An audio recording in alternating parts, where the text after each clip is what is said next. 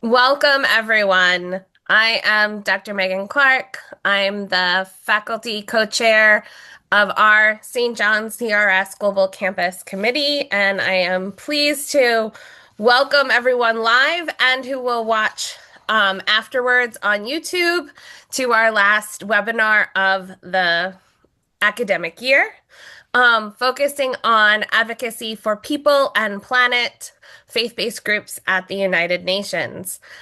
We begin, as we always do, with calling ourselves together and beginning with a prayer. And I have gotten this today's prayer from CAFOD, which is the Caritas group in the UK, listing of climate prayers on their website, written by someone from the Gaia organization in Myanmar, so a partner of theirs in Myanmar. And so as we come together, the prayer is entitled A Shared Vision. God of hope, bless all people and embrace us with your abundant grace for working together in the journey to heal the earth. We pray for your wisdom, sympathy, and creativity to take meaningful actions with a shared vision for the common good of all. We entrust our prayers to God. Amen.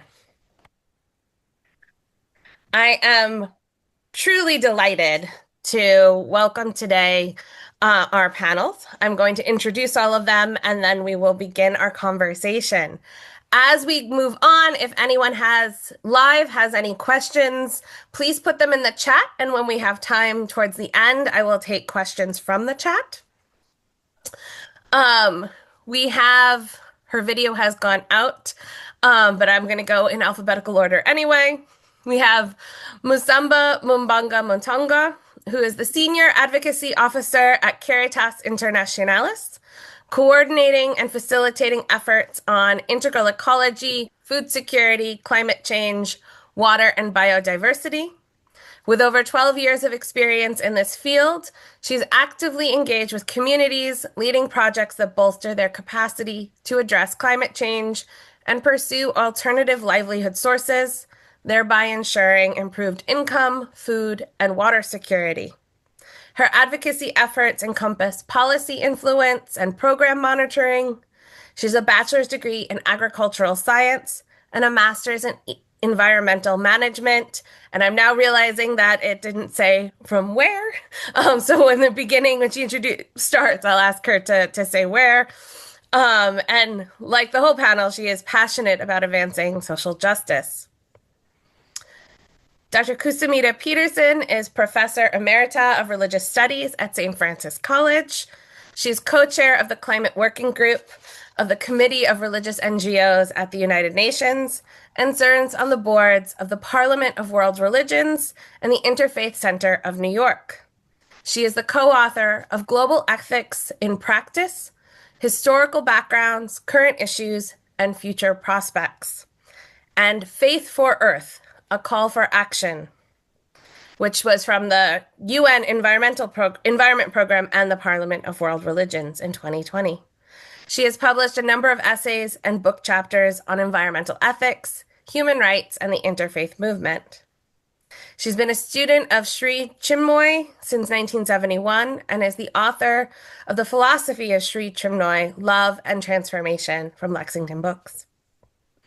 And Dr. Jimmy Walters, the main NGO representative for the Sisters of Charity Federation at the United Nations. His ministry focuses on global homelessness, care for creation, and the rights of women and girls. Prior to this role, Dr. Walters served in leadership and campus ministry here at St. John's for almost 20 years. He is a published author with 3 books focusing on Catholic leadership and fatherhood. And if anybody's father is a baseball fan, and you're looking for a Father's Day present, I would suggest looking up Jimmy Walters' book on faith, fatherhood, and baseball. And that, for the record, that was not in his biography, but it is a book that I have given to my own father, and so I mention it. We are here today as we hit a pivotal point, we're in the last stretches of a pivotal point in terms of where we are on advocacy for people and planet within the Sustainable Development Agenda. So we are moving, right? We hit the 10-year mark, both for Laudato Si, which in 2015 from Pope Francis on care for a common home, and the 2015 SDG agenda, which has as its target moving to these goals by 2030. One of the elements that we have often tried to lift up at St. John's that maybe get missed in broader secular conversations is the importance of faith-based groups in these efforts. And we know, and as Jimmy is now part of the Sisters of Charity Federation, but we know from our long partnership with Catholic Relief Services at the university that oftentimes faith-based groups are the ones on the ground who have been advocating and insisting that we keep together people and planet, far longer than we've been talking about a sustainable development agenda. At the United Nations, there are more than 3,000 NGOs and which have official consultative status at the Economic and Social Council, ECOSOC. About 10% of them are faith-based. They come from different religious communities, different religious-inspired backgrounds, and there is lots, right? There are many different sub-organizations connected and groups. 3 of them are the groups we have with us today. So the Parliament of World Religions, Caritas Internationalis, the Sisters of Charity are all faith-based groups within the international system that have official status. And so connect advocacy at the international level with the advocacy and the efforts that they are involved in on the ground and all over the world. And so as we begin, and in this first round of questions, I'm going to ask each of you to say a little bit about your organization and yourself and your organization as you enter. And so starting with Jimmy, since we are welcoming you back to St. John's, and you've stayed within the Vincentian family, can you share a little bit about the Sisters of Charity Federation, who they are, what they do, and your work as their NGO representative? Thank you, Megan, and thank you all for being here. It's grateful to be part of this panel and back home, even virtually, at St. John's. The Sisters of Charity Federation represents 13 congregations in North America, and we have ministries in over 25 countries. And a big part of my work is connecting the global with the local. So understanding what are those ministries on the local level, what are the charity that they're doing, and what is the advocacy that they're doing, and how does that connect to our ministry at the United Nations? All the congregations trace their beginnings back to either St. Vincent de Paul, St. Louis de Marillac, or St. Elizabeth Ann Seton. So it's a part of the Vincentian family for that reason. And as Megan said in my introduction, our advocacy priorities at the UN is care of Earth, global homelessness, and the rights of women and girls.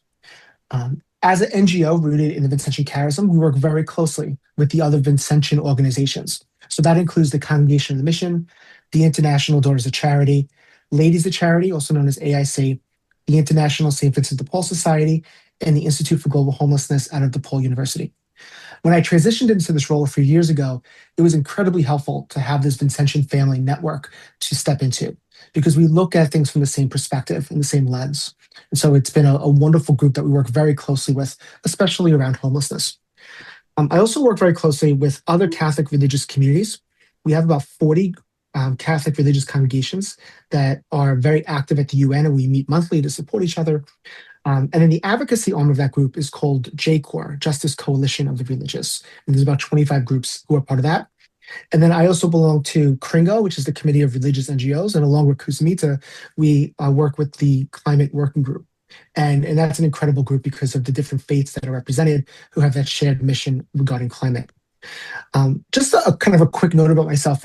As Megan said, I spent almost 20 years at St. John's in campus ministry. And I had leadership programs and working in residence ministry. But most of my focus was on charity, not advocacy. Helping students experience what we call the Vincentian charism through engagement with those living in poverty, both on a local and global level. But when I moved into the UN, I started to have a better appreciation of how the Vincentian charism is very much rooted in advocacy. And as St. Vincent de Paul himself had space before the royal court to advocate for prisoners, to advocate for abandoned children, understanding that the broken systems need to be addressed. So while charity is important, it's not enough.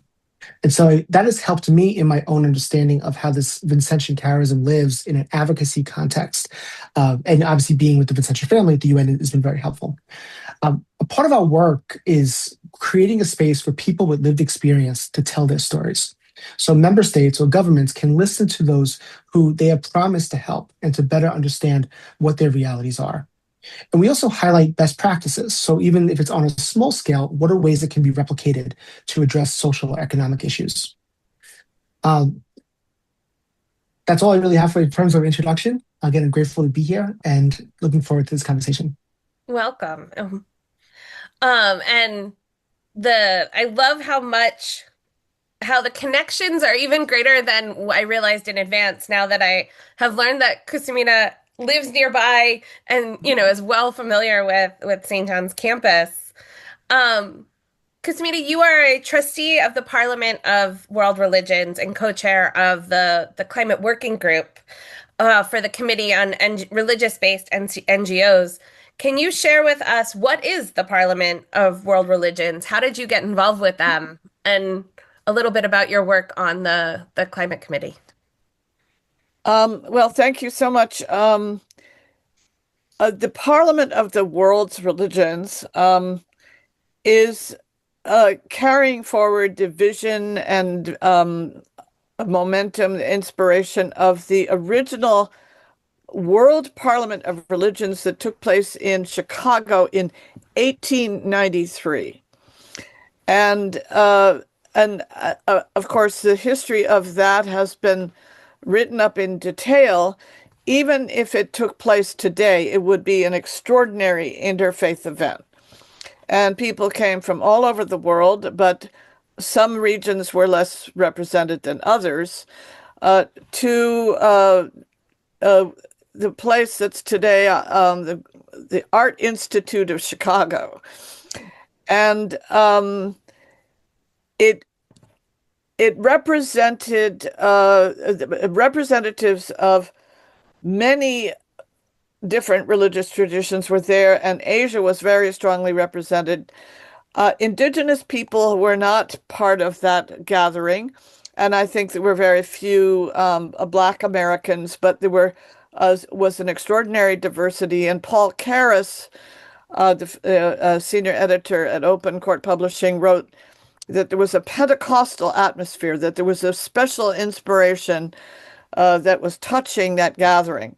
And then after 1893, there were numerous attempts to have a meeting like that again, but they failed. And somewhere in there was the First World War and a lot, So, but as the centenary of 1993 started to come over the horizon, people started to, by this time, the interfaith movement globally was growing. And I should say that today, and we could have a whole webinar only on this, and maybe we should at some point. Today, the interfaith movement is thousands, probably tens of thousands of groups, organizations, programs, projects, dialogues, and centers all over the world. Wherever the government is not suppressing civil society, the interfaith movement is flourishing. So, but in Chicago in the 1980s, the organization that's today called the Parliament of the World's Religions was formed, and the Centenary Parliament took place in 1993 in Chicago with well over, I was there was well over 8,000 people. The closing session, which was out of doors with His Holiness the Dalai Lama, had 20,000 people. And after people picked themselves up off the floor in 1994, they decided to continue having these convenings and to form an ongoing organization. And I want to spell out something that's really quite important, which is that the Parliament of the World's Religions, in spite of its name, is not an officially representative council of religions. And official representation is basically a church model where you go to the meeting. The World Council of Churches is like this. You go to the meeting appointed by the governing body of your church or denomination.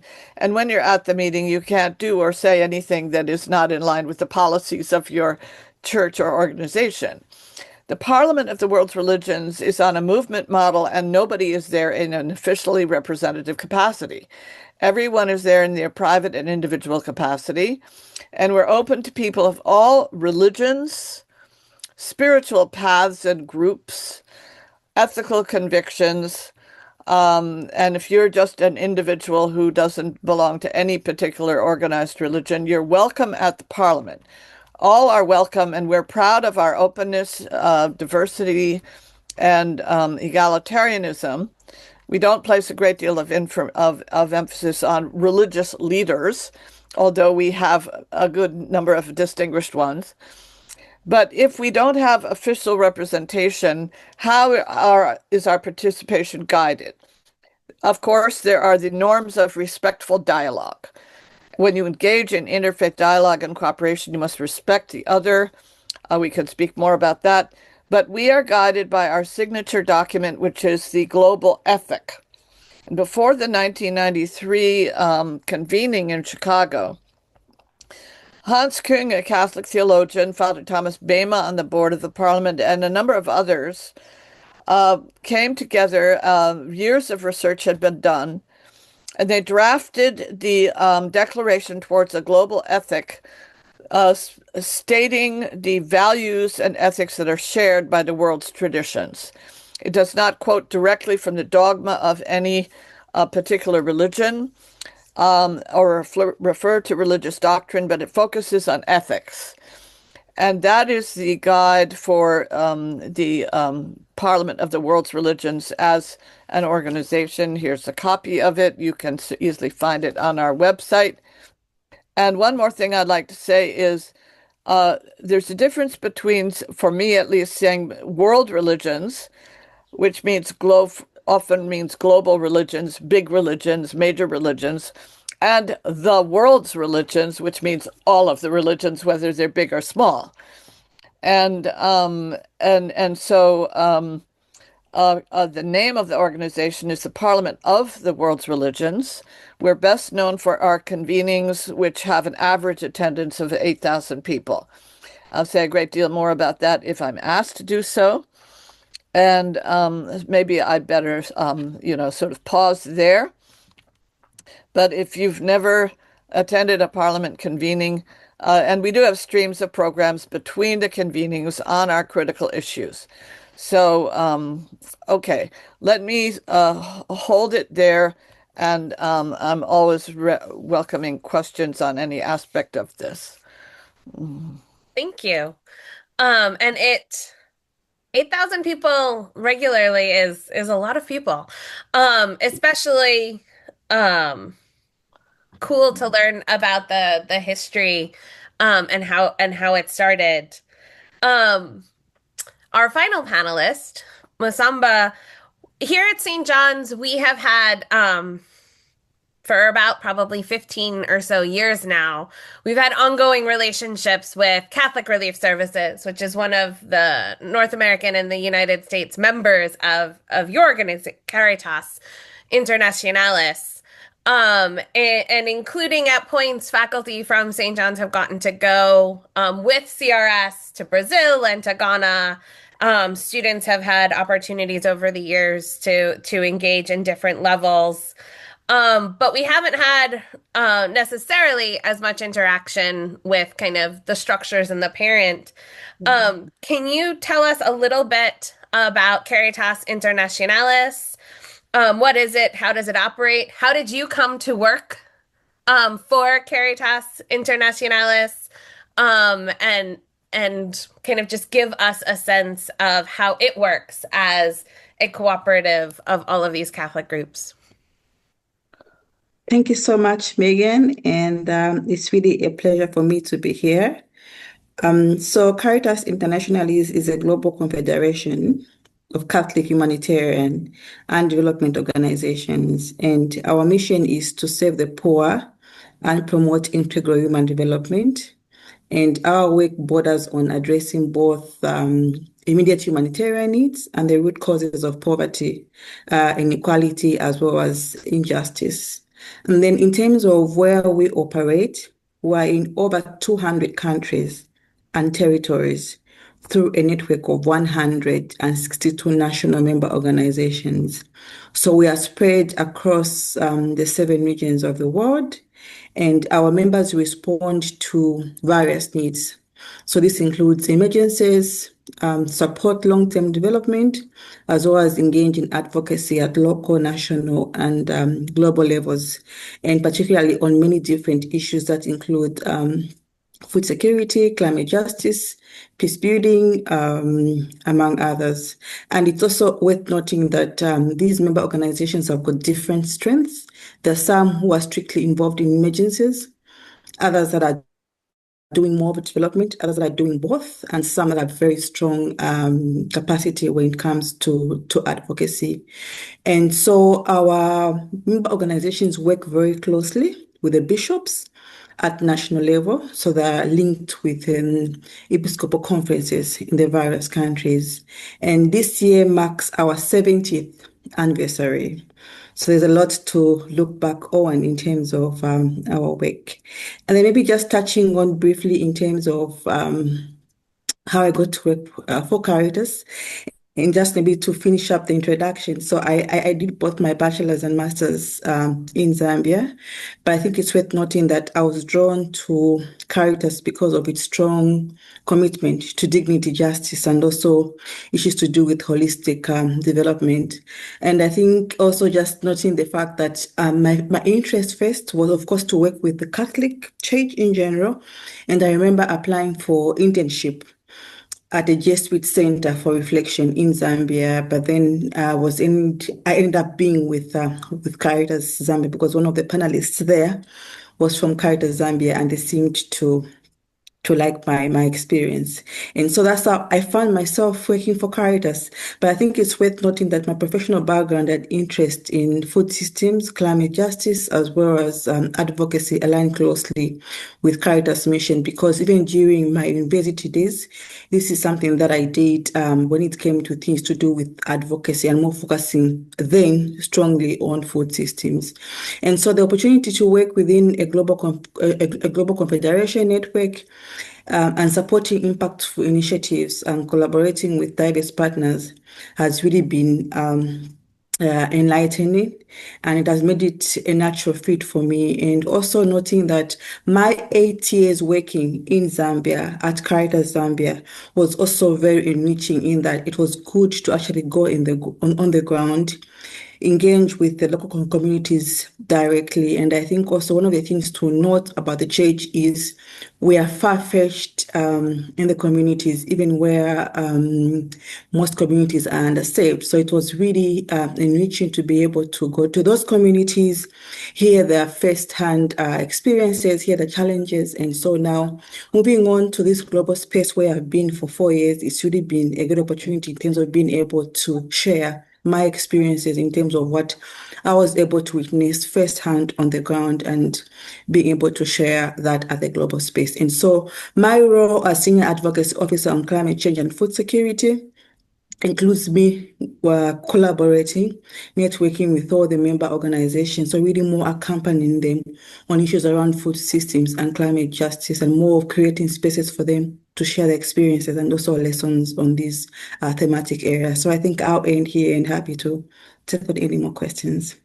Over to you, Megan. Thank you. And yeah, it does not surprise me that Caritas Zambia would be at the forefront, and that the right, that you were interested in working at the Jesuit Center in Zambia, which is at the forefront as well on balancing the academic and policy advocacy. My own field is Catholic social thought, and Peter Henriot is at that center in Zambia, and he is the person who coined the phrase that Catholic social teaching is our best kept secret, in terms of. And so I smiled as soon as you said that for that reason, because he gets, we all quote him a lot for that reason. As we talk today, right, I wanna start with kind of the approach of Laudato Si and the approach that we have taken within Catholic social teaching is within this focus of the cry of the earth and the cry of the poor, and as the framework for keeping together and understanding what do we mean when we say that we're advocating for people and planet, or for planet and people.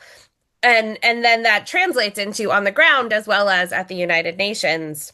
And as I noted, right, we're at a critical kind of midway point of looking at, well, where are we with respect to, well, more than midway, but where are we with the Sustainable Development Agenda, and how do we filter this and see this as a way, from a faith-based perspective, to hear the cry of the poor and respond.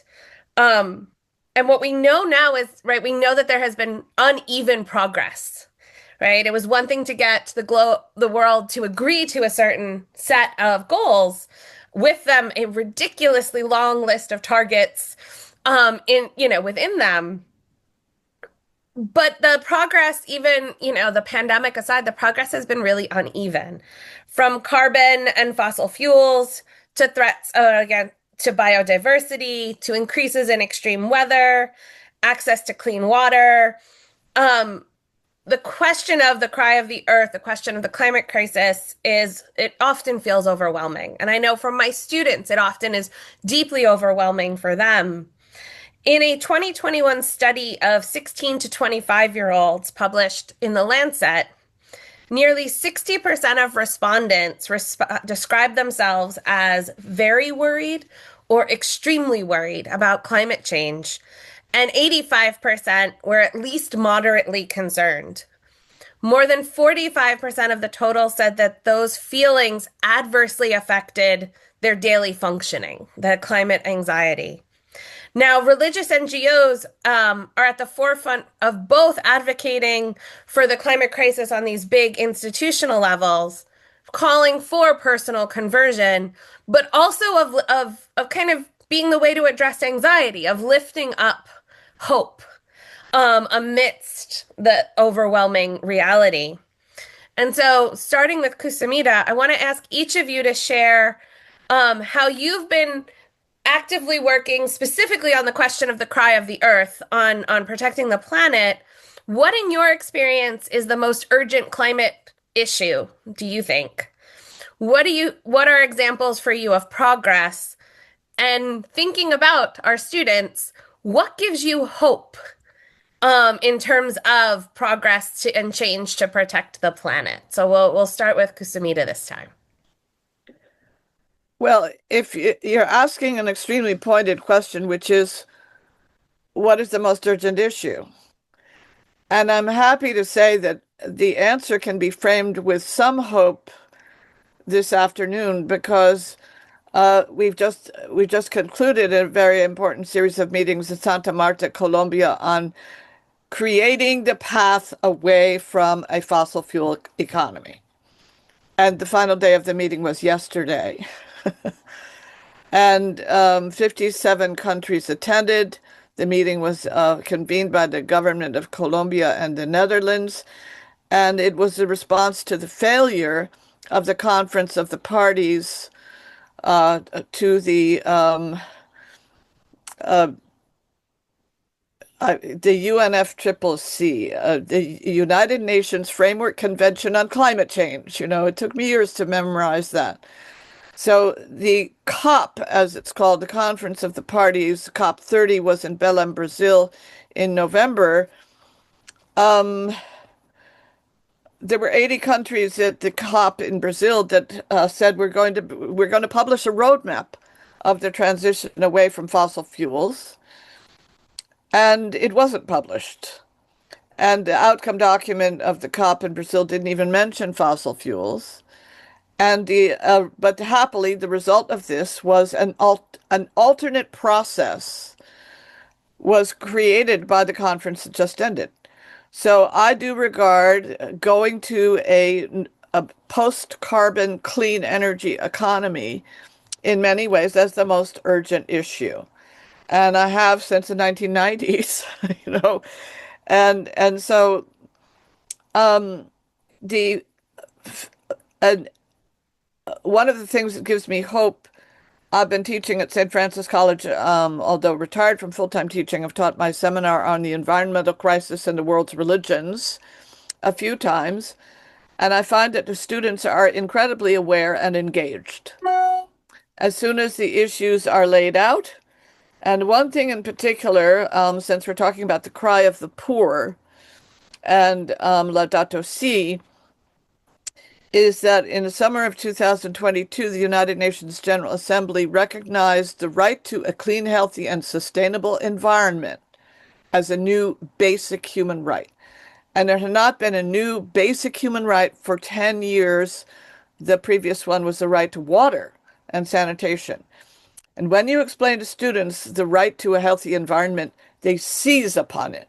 Yes, we understand exactly what this means. And I'll end with just there's so much more to say about the faith-based environmental movement. Maybe we can come back to that if you like, because that's been going on since the late 1960s, early 1970s. So when Laudato Si was promulgated by Pope Francis, the newspapers said, oh, guess what? Social justice and the environment are connected. And you're sort of like, well, that only took 40 years. You know, that's been developing since the 70s in the World Council of Churches, in the Catholic context, and in other contexts, this has been developing. And so the thing I just want to end with so that we all, don't forget it, is that in 1987, the United Church of Christ, do you all know about this, did a study, and they took all the zip codes of the United States. They said, where are toxic materials, poisons from industry and radioactive, toxic materials, where are they being deposited? And there was one factor that determined where the poison was deposited in the country. And it was not poverty. It was the color of your skin. Soon as you place that evidence in front of people, they understand what environmental justice is, what environmental racism is. And so when you branch out from there ethically and based on the evidence, we see, as Pope Francis says over and over and over again, you can't separate these issues. You can't separate the issues of justice, well-being, and the health of nature, and how all of this is driven by our economy and our ethics or our lack of ethics. Mm-hmm. Thank you. I wasn't aware of the 1987 study, but I am aware when I was in college in the Bronx, at Fordham, we would on then community engaged learning, right? We would go down and where there was an incinerator that had been built in the South Bronx. And a famous book had come out around the same time, and it's specifically, right, the asthma, right? You look at the amount of the connection between environmental racism and all kinds of health issues in the US is, I mean, it's just a one-to-one thing that you can follow. And so thank you for making reference. I've written down to note up the study.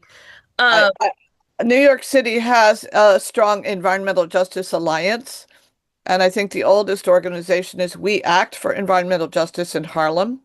Then there's Uprose in Sunset Park, Brooklyn, and there are others. Yeah, there's a number of in one of our professors, Bob Fanuzzi, is involved in a couple of them. We have, right, there are a lot of, and this is the thing about the environment. It's understood by students, but it also, right, we need the global action, but it always, right, everything always does start locally. And this is where, Musamba, here I'm hoping you'll share some of your experience, not just kind of from your time in Rome, but what might be going on the ground and what would be considered the top environmental concern back in your home in Zambia. Sure, Megan. Thank you so much. Of course, that's a broad question. But maybe just to start off by saying that last year, marking a decade since Laudato Si, and the United Nations Sustainable Development Goals were developed, but also the Paris Agreement. Our work as Caritas has increasingly focused on connecting climate action with human dignity. Also issues to do with social justice, as well as looking at long-term resilience given to what's happening globally around climate change.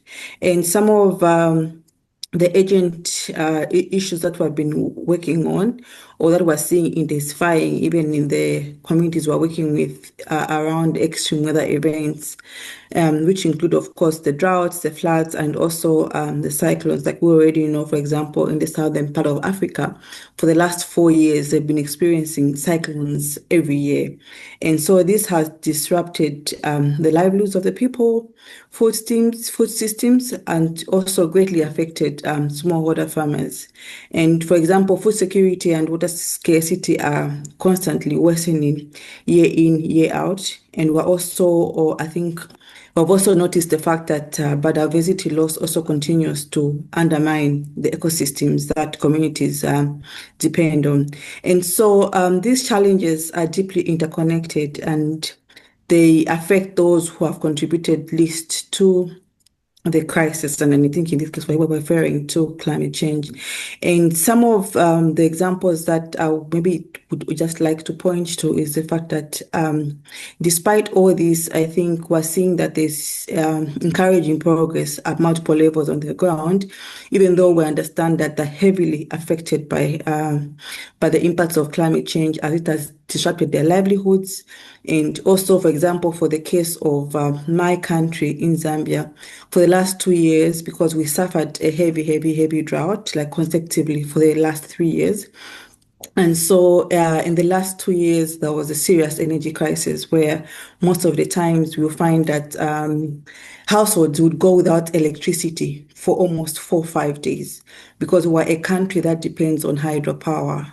So this really affected a number of other sectors, not just the energy sector, but also looking at sectors like agriculture and also the industrial sector, as well as the mining sector. And also a lot of people had to lose their jobs because companies are not able to actually make income as they should be able to pay the workers.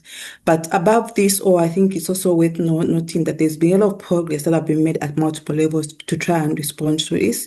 So, for example, locally, communities are adopting agroecological practices that restore soils and improve also yields and also strengthening their resilience. And so at national level, but also globally, a number of faith-based organizations, including Caritas Internationalis, were actively engaged in climate advocacy, more around pushing and contributing to see how policy discussions can look more in terms of ensuring that there's more equitable climate finance that gets to the people who really need it on the ground.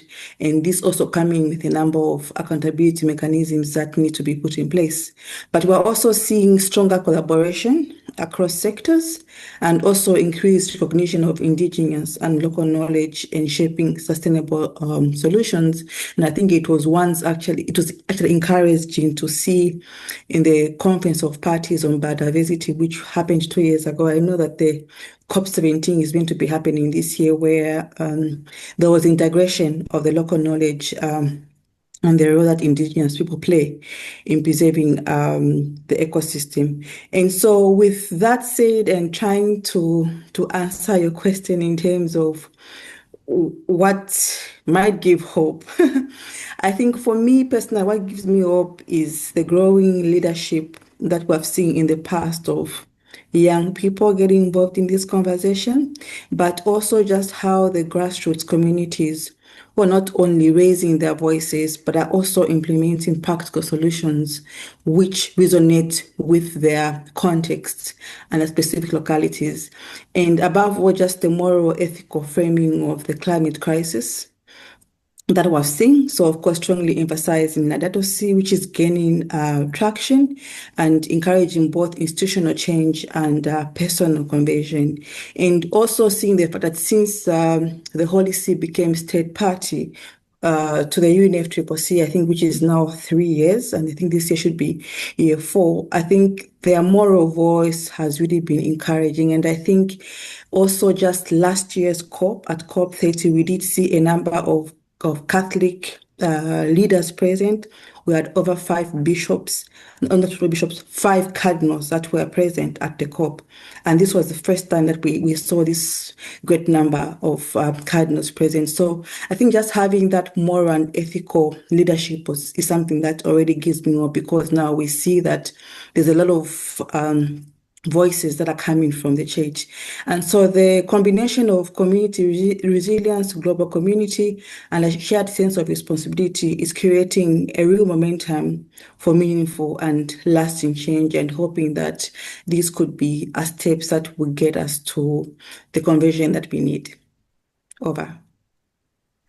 Thank you. Our last webinar was someone from Trocare, Jane Millett, talking about the experience of going to COP, the last COP, and just the sheer growth of not just faith-based kind of, I don't want to say protest, but right, action at the COP, and always, unfortunately, with this gap, which is right that they're on the outside. And so many countries had fossil fuel executives, right, accredited as members that on the inside, and which makes, your point about the Holy See as a state party and as a moral voice that does get to be in the room, even more important to note. And it's certainly something that has long given me hope. In the U.S., Jimmy, a lot of the actions for long before Let Out to Sea has come from women religious, right? We've seen the generally in the U.S. it has been the sisters who have been at the forefront of environmental advocacy and action and kind of grassroots rethinking of things and outreach.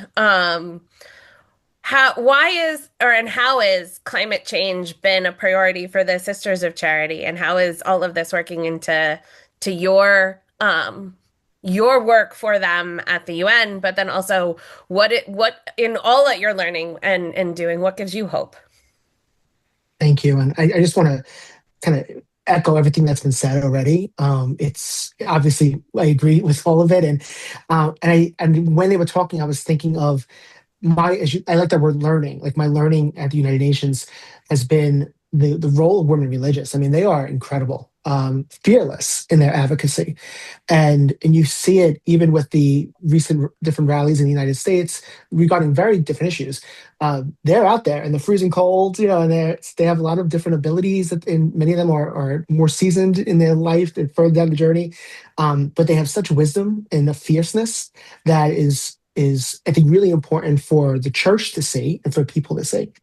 I'm struck by the statistics you were giving at the beginning of just like the climate anxiety and people feeling depressed or worried, and that's real. And I, especially having a audience of students, I think part of that is, well, what's in our power and what's in our control. And I think often of the gift of Catholic higher education or religious faith-based education, that we're forming people to be conscious of this, to be aware of this. And we, especially in the United States, there's such a a split between what is true or not true. And it's amazing how climate change has continued to be devalued or debunked, and just ignoring the science. It's well, what's in our power? What is in our control? And it's hard because UN is global, right? And I think I continue to challenge myself, thinking, yes, I'm a United States citizen. I think United States, but I have to think globally. But when it comes to climate, I mean, the U.S. is the second biggest contributor to cause. I mean, they are, and all under this administration, the pullback of all these policies that are making it worse. And so then, what's in our control? And I think you look at who you vote for, how you advocate. It's that we can do. I mean, that is very much in our power. And what I find with the Sisters of Charity is that while there are less religious sisters, their ministries are alive and well. They have had an impact on so many lay people who are doing various things that they carry that with them. And it impacts their work, it impacts their careers, it impacts, being out there protesting and of course, forming their conscience when it comes to voting. So I think that's my hope is the power that we do have. Also being mindful of the decisions we make in our own lives and how we're contributing our carbon footprint. And then I just want to say the other hope goes back to Kusumita's point of the interfaith piece. The power of the faith voice blows me away. I mean, it is where I find the most hope. We may pray differently, but it really is the one thing we can wrap our arms around together, and it's a really important voice at this time in our history. Thank you. I'm currently teaching ethics, religion, and global development, a class which in particular, largely the interfaith component with each kind of sustainable development area we look at is Christian and Muslim for really because of simply populations, right? In terms of global populations. And one of the things that students note every semester, but I've just gone through a series of reflections, is how similar the statements of priorities and attention to climate change from across religious traditions. And then as they look into and they research other traditions based on what they're doing projects of, when it comes to advocacy for a healthy environment and biodiversity, and where there's a core that unites people.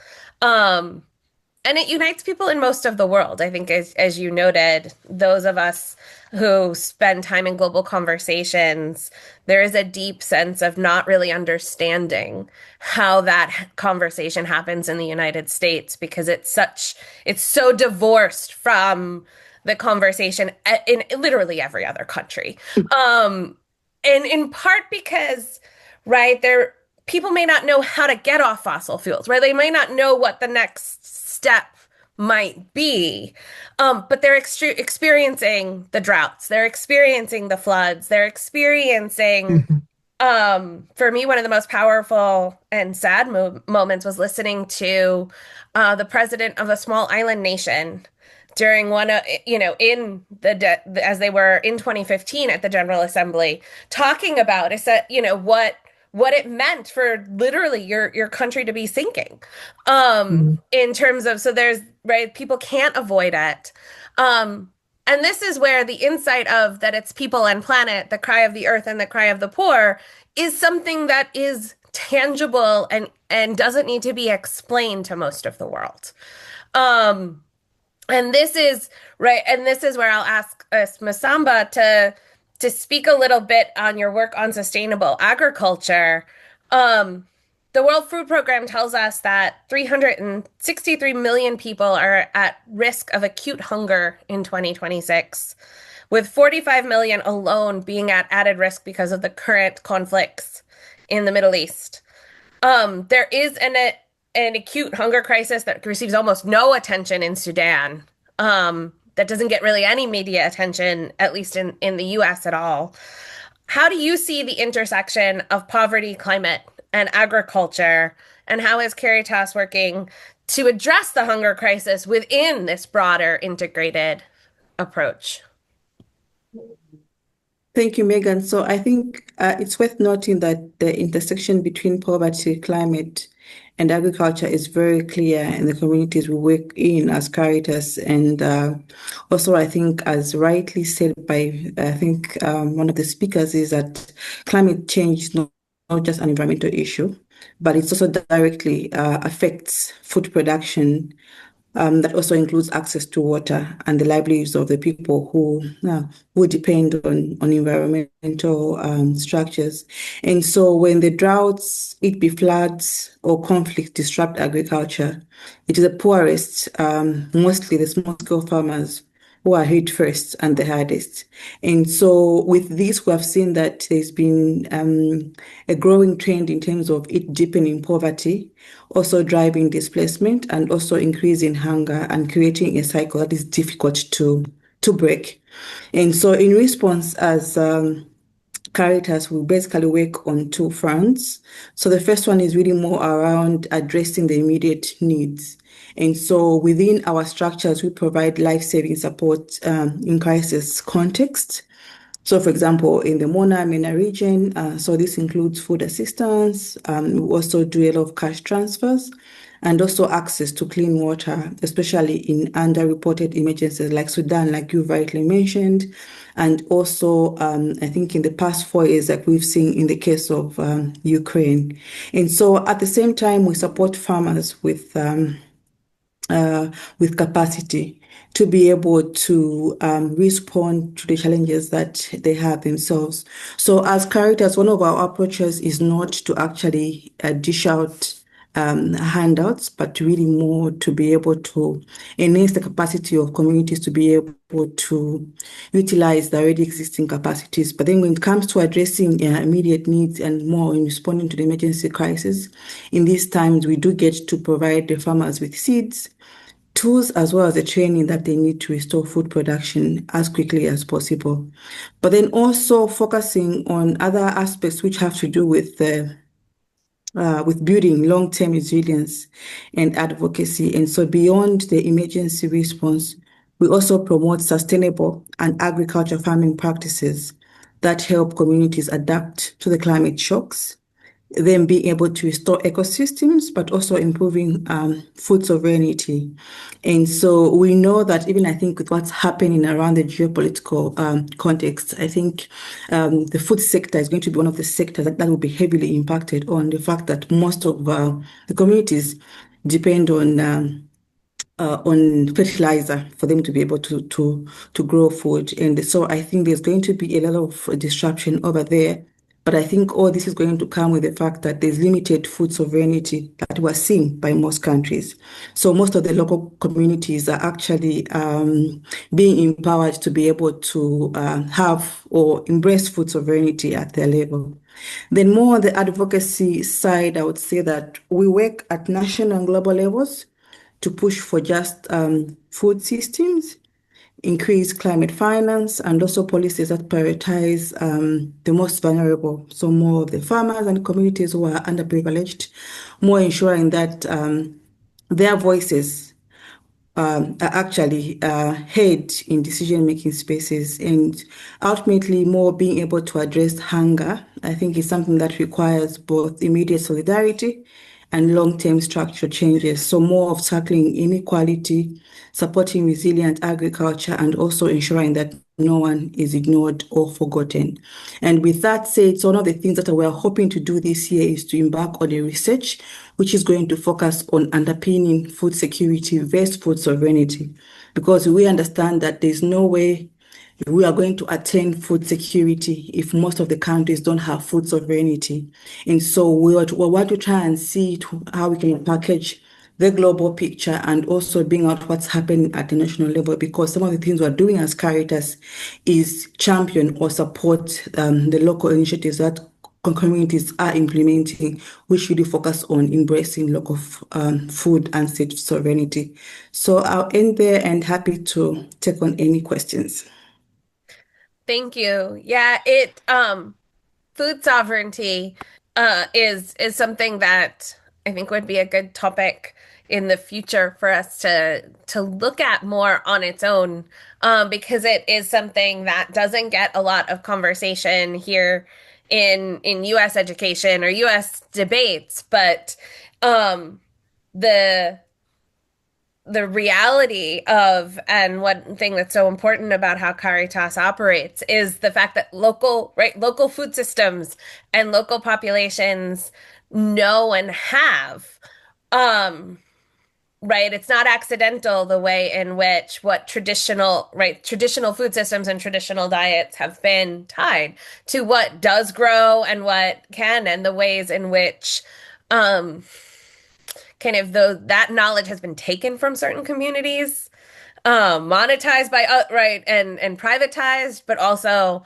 and this is a place I think where we're seeing more. A couple of weeks ago in the U.S., there was a push where, and I wish I had thought to look up and write this down, but where indigenous communities in the U.S. for the first time had seeds going to the bank, in Norway as part of protecting their own indigenous food systems in a way. And in the US, it's been a really big problem of trying to have indigenous or Native American populations be able to reclaim their own indigenous food knowledge and food sovereignty and control over their seeds, for example. Um, and it's all connected, right? And to Jimmy, one of a big Vincent, right, where the Vincentians come in on many of these issues is with the focus on homelessness, and that, you are secretary for the NGO working group, to end homelessness, and we've seen with the Institute for Global Homelessness and FAMVIN that this has been, and for the 400th anniversary, this has been a huge, particular priority within the wider Vincentian community. Um, can you tell us a little bit about that work and what you think the role of faith-based groups is in the global fight and at the United Nations to lift up and focus on homelessness as a key point that is about the cry of the poor and the cry of the earth? Mhm. Yeah, thank you. And it certainly is a priority for us. Prior was when the Sustainable Development Goals were established in 2015. Homelessness was not included. Housing was, poverty was, but not homelessness. And terminology is so important because we're not just talking about the physical structure of a house. We're talking about the 360 approach, all the support services that are needed for a person to have their human rights, their human dignity, and to live a fruitful and productive life. I think countries like housing better because it's something they can quantify. And maybe, some countries will use like slums as an example as being adequate housing, which we know it's not. We're really trying to broaden it and looking at all of the issues that intersect around housing, around homelessness. And so that's, I remember when I transitioned into this role, I was like, well, unhoused is the right word, right? You think of it from that way, but it's important for the terminology to be clear that it's really that 360 approach for people around homelessness. So because the Sustainable Development Goals did not address homelessness, it has been an uphill climb for us, because we can't go back to that point. And the Working Group to End Homelessness, which was founded in 2017, has been doing advocacy just to get homelessness included in the language. I mean, it's that kind of simple but complicated of an approach. Thankfully, since 2017, there's been 2 UN resolutions, and there have been 2 Secretary General reports that we've worked with UN Habitat to develop. And then a big moment was this past fall when the Second World Summit for Development happened in Doha. And when they came out with their first report, their first version of the declaration, there was no mention of homelessness. And so for a year and a half, we advocated in every way we could. And thank God it was included in the final report. And member states told us if it wasn't for our advocacy, they never would have been included. And what that does is it allows us to point back to it. It allows it to be on the radar and holding member states accountable. So prior to this, we didn't have that as anything. I think moving forward, we're looking at having an internationally accepted definition of homelessness. So even though while the UN has one, we're looking for one that's accepted across the world. And then we need a uniform data collection. You can't address a problem until you know the problem. Obviously, incredibly difficult to do. I mean, I was a part of the Hope Count in New York and the freezing end of January and realizing how difficult that is and complicated that is. But how do we measure homelessness? How do we have that shared definition so we can begin to make change? We also believe in the housing first approach. So making sure that people have their housing, the structure, so then other needs can be dealt with. There are various opinions on that, but that is certainly the approach that we go with.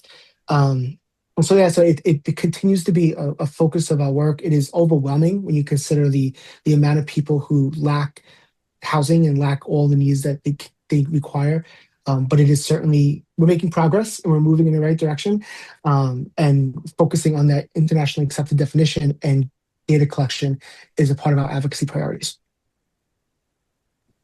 You raised a really important point, which is if it's not listed, right? So if you don't have a definition and you don't, right, it's not listed on the priorities, then getting anybody to pay attention to it, right, becomes this massive uphill battle.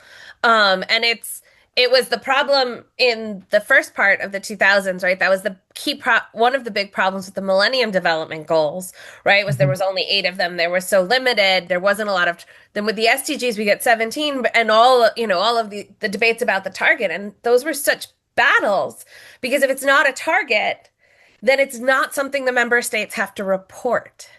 And you see that member states, some of them for, not always for kind of nefarious reasons or lack of caring, right? But when what you have to do and your problems are so great and so many, right?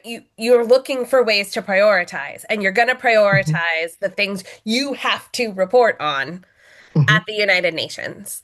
And so it's one of those functions where regular people don't realize how important globally something like the SDGs, what the targets are. Is there a target for homelessness? Is there a definition? Because that's going to set what countries feel they need to collect data on and feel they need to report to their peers. And we all remember, and our students all know, when it comes to presentations, right, you're more concerned with what your peers' response than you are, right, than often they are than from the teacher. And so, right, you don't want to look bad among your peers. You don't want to look like you're ignoring a problem or you haven't shown progress on something you have to report on. And the reality is, and this will be my transition to my question for Kusumita, the reality is that faith-based groups and interfaith groups have a freedom to be able to advocate, to be able to raise issues, because we're not part of these other political negotiations and diplomatic kind of the rest of those aspects of geopolitics. There's an ability for faith-based groups to speak and to continue to raise an issue kind of separate. In addition to your role, Kusumita, at the Parliament of the World's Religions, you're also, as you noted, a retired professor of religious studies here in New York and an expert on comparative religious ethics and active in interfaith work, right? These intersections, the focus on the poor and the earth coming together, right? This is, as you noted, this has been part of interfaith work for many, many decades. Why do you think the call to protect the planet and address poverty appears to be an effective locus for interfaith cooperation? And in your experience, what do you think emerges as kind of as shared in order to focus on people and planet in interfaith work on local and global levels? Well, thank you so much. And the first thing that we need to say is that the scholarship and the interfaith involvement and advocacy and activism, all these things are not separate. Scholarship and ethical reflection and research, interfaith work, action, it is all one fabric, And, we often say that the interfaith movement, not the interfaith movement, the environmental movement that we see today began in 1962 with Rachel Carson's book, Silent Spring. It's not a book about religion, but it's profoundly ethical. But in 1967, there was a historian named Lynn White, and you'll see in a moment why I'm bringing him up, 67. He wrote an article, it's very short, called The Historic Roots of Our Ecologic Crisis. And you're nodding, he, he laid the blame for the environmental crisis, and he even mentions climate change in 1967 at the door of Western Christianity. Not Eastern Orthodox Christianity, but the Western tradition. Oh boy. Peoples were discussing Lynn White's analysis for decades. He set off a ferment of theological discussion and research.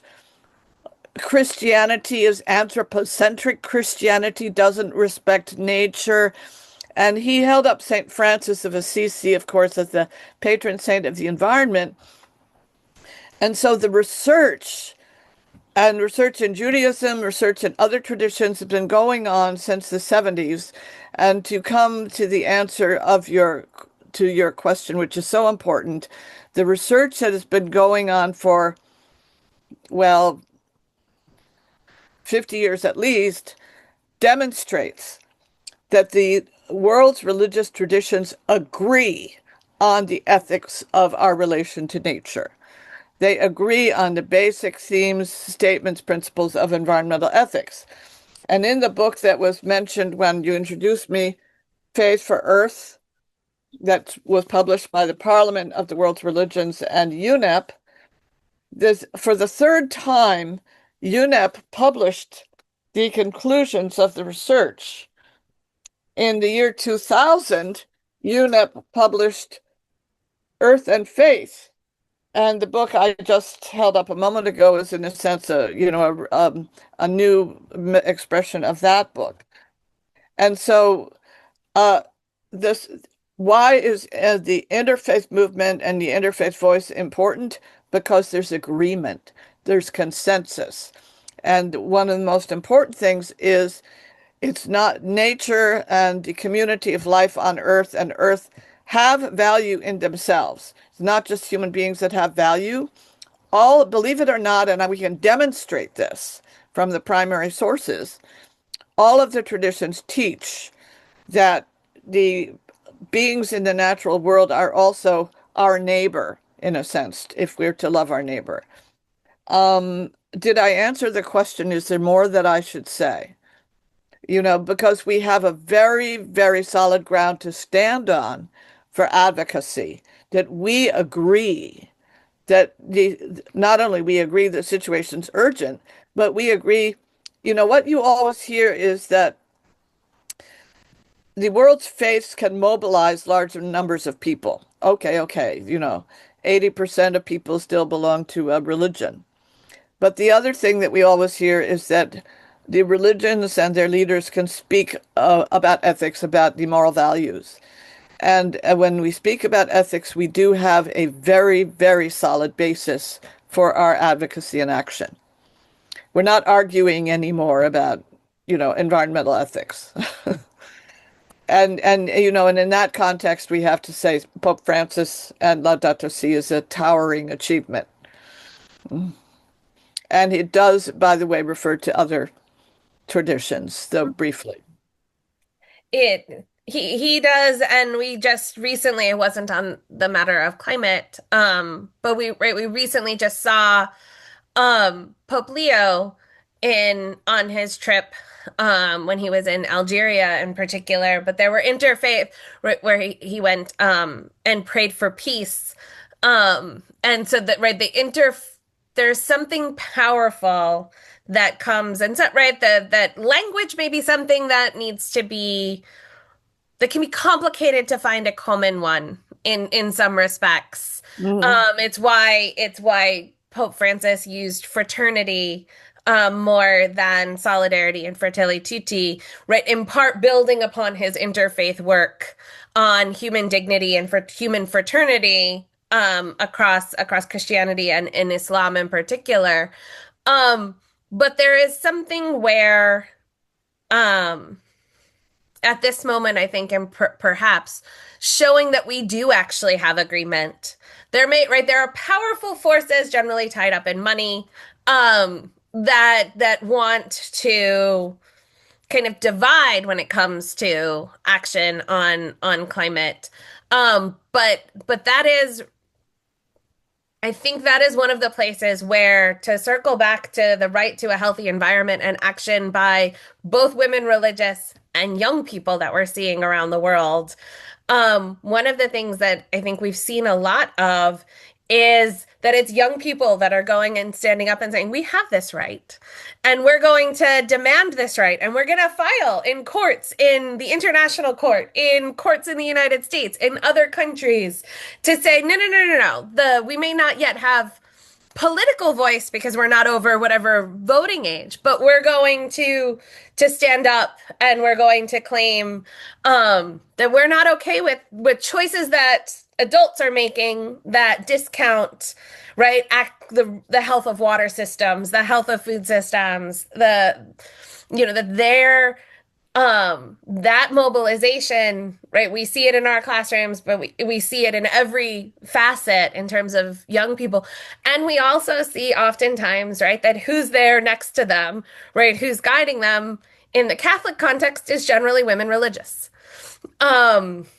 In pretty much every country, right? That who's there, who's lifting them up, and so there's a sense of a beautiful intergenerational quality, I think, that comes, that is embedded in the story that you were telling us, Kusumita, about, right, the decades of interfaith action on climate and the environment.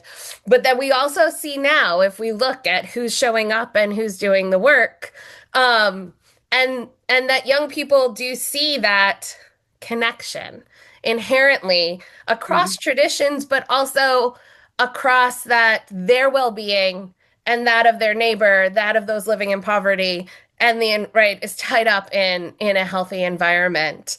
And so this vision that is holistic, that is integrated, is very much one where I think all three of your stories and what you've shared with us today shows that it's always global and local. That it's always multifaceted and integrated, and that in our faith traditions coming together is a powerful space for us to be able to advocate. I had a teacher in college who taught metaphysics, and he used to present the very anthropocentric, I will grant, Thomistic vision from St. Thomas Aquinas, but he would present it as what was on humanity's shoulders was telling the story of all of creation, and that we were responsible for maintaining and sharing, and so I am deeply grateful to all of you for sharing your contributions to this wider story that we are all part of. I know that that this webinar is going to be of use to all of our students. And I am very grateful for those who have been joining us this afternoon during, and for the classes whose professors have asked for the link to give their students an extra credit option. So thank you very much. And I hope that we all get to stay in conversation in the future. Thank you, Megan. Thank you so much. Thank you so much, Megan. It's been a pleasure.